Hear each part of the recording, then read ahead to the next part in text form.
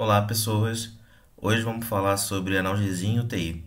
Controlador nos pacientes não só melhora o conforto deles, mas também reduz as complicações clínicas e melhora muito o prognóstico deles, no curto e no longo prazo. Nessa aula a gente vai entender os impactos da dor na UTI e as ferramentas que nós temos para avaliá-la e as estratégias de manejo, como a escala analgésica e os conceitos de poupança de opioides. Sou Pedro Gomes, eu sou intensivista. Essa é uma das aulas do módulo de unidade de terapia intensiva, de medicina intensiva. E assim como todas as outras aulas, eu declaro que não há nenhum conflito de interesse da minha parte. Dor. Dor é uma coisa muito importante, porque é algo muito desagradável e que ninguém merece sentir. E a dor não tratada na UTI, ela pode desencadear respostas neuroendócrinas inflamatórias, aumentando a frequência cardíaca, a pressão arterial, comprometendo até mesmo a ventilação dos pacientes. No longo prazo, pode levar a síndromes como delírio, que é a disfunção aguda cerebral, ou até transtornos de estresse pós-traumático no paciente crítico. O controle adequado vai reduzir complicações, inclusive infecções, tempo de ventilação mecânica, vai melhorar também a interação do paciente com a equipe e vai facilitar muito os cuidados gerais. Então é super importante que a gente possa avaliar a dor de uma maneira eficiente, para a gente avaliar e intervir de maneira oportuna e eficaz. Uma das minhas ferramentas mais utilizadas, que é uma ferramenta bem simples, consiste em um pedaço de papel com uma escala de 100 milímetros, tá? Que é a escala visual analógica, que é por onde os pacientes que estão conscientes e conseguem se comunicar, eles podem apontar ou dar nota de 0 a 10 para classificar ou quantificar a dor dele. Isso nos ajuda a entender o grau de intervenção que a gente precisa para o paciente e padronizar, mais ou menos, os protocolos de dor.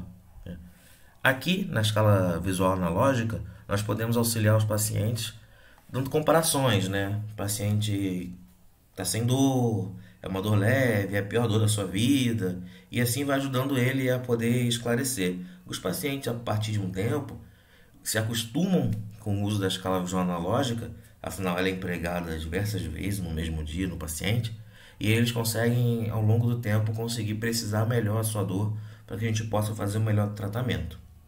Esses pacientes a gente considera dor leve até o grau 3, que são uma dor tolerável, tendo em vista que você já tratou ela e ela reduziu até esse ponto. Mas no fim das contas, qualquer dor é uma dor que merece ser tratada. Então nós precisamos sempre buscar o zero, o sem dor, para esse paciente. E nunca tolerar dores acima de 3, de nenhuma maneira. Só que aí você pode se perguntar, o paciente não consegue se comunicar, não consegue falar, está entubado, por exemplo. Como a gente pode avaliar a dor dele, né? Assim como essa é uma escala que é subjetiva do ponto de vista do paciente, a gente pode empregar uma outra escala, que é uma escala subjetiva do ponto de vista do avaliador, mas que tenta usar marcos do comportamento do paciente para poder se guiar. Essa é a escala comportamental da dor, que ela usa as expressões faciais para dar notas de 1 a 4, dependendo do grau de contorção facial do paciente, vai utilizar os movimentos dos membros superiores, tanto de contração, de flexão que esse paciente tem, mais uma vez graduando de 1 a 4. Vai usar também a interação do paciente com o ventilador. Paciente que está bem sincrônico, tolerando, que tem uma sincronia discreta, ou pacientes que até não conseguem ser controlados em ventilação. Isso também pontua de 1 a 4. No fim, com essa pontuação, expressão, movimento, sincronia do ventilador, nós vamos ter um score que vai nos dar a quantidade de dor que esse paciente está sentindo, sendo 3, dor alguma, até 12, que é a dor máxima possível. Aqui, a gente tenta sempre manter o paciente abaixo de 5, tá? Óbvio, mirando sempre o 3, porque a gente quer sempre que o paciente não tenha dor. Certo. Então, a gente já tem duas escalas que garantem que a gente consiga perceber e identificar a dor. E agora a gente precisa entender como a gente faz o tratamento dessa dor, tá? A Organização Mundial de Saúde, ela nos oferece uma estratégia chamada escala analgésica. É uma escala de 4 degraus, onde a gente vai escalonando aos poucos a nossa intervenção. No primeiro degrau, que é onde a gente começa a tratar qualquer dor, a gente utiliza analgésicos não opioides, tá? Como paracetamol, dipirona, usa anti-inflamatórios não esteroidais e usa outras medicações adjuvantes, como gabapentinoides, como anticonvulsivantes, como antidepressivos e por aí vai. No segundo degrau, a gente começa a implementar opioides fracos, como por exemplo o tramal.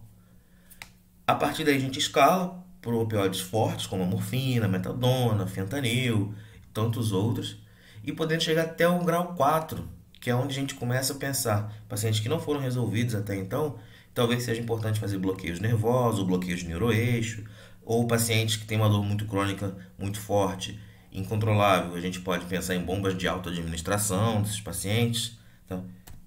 E é importante entender que, quando a gente está pensando em um paciente que tem dor crônica, uma dor oncológica, a gente pode e deve seguir de uma maneira mais lenta, subindo os degraus.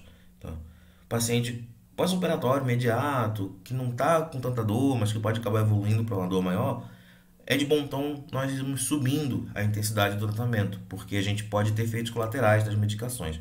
Mas quando nós temos pacientes com dor muito grande, aguda, muito forte, ou então o paciente já tem uma dor crônica que agudizou, está incontrolável, não é errado começarmos no alto da escada e descermos enquanto o paciente vai controlando a dor, para evitar que esse paciente tenha dor, mas sempre pensando que é importante descalonar para não manter o paciente fazendo uso extensivo das medicações. Porém, como sabemos, opioides são drogas que têm bastante efeitos colaterais, né? Efeitos que podem pegar o corpo como um todo, todos os sistemas. Nós vamos ter disfunção cognitiva, alteração de nível de consciência, paciente que inflama o receptor de dor fazendo hiperalgesia, dependência química e por aí vai.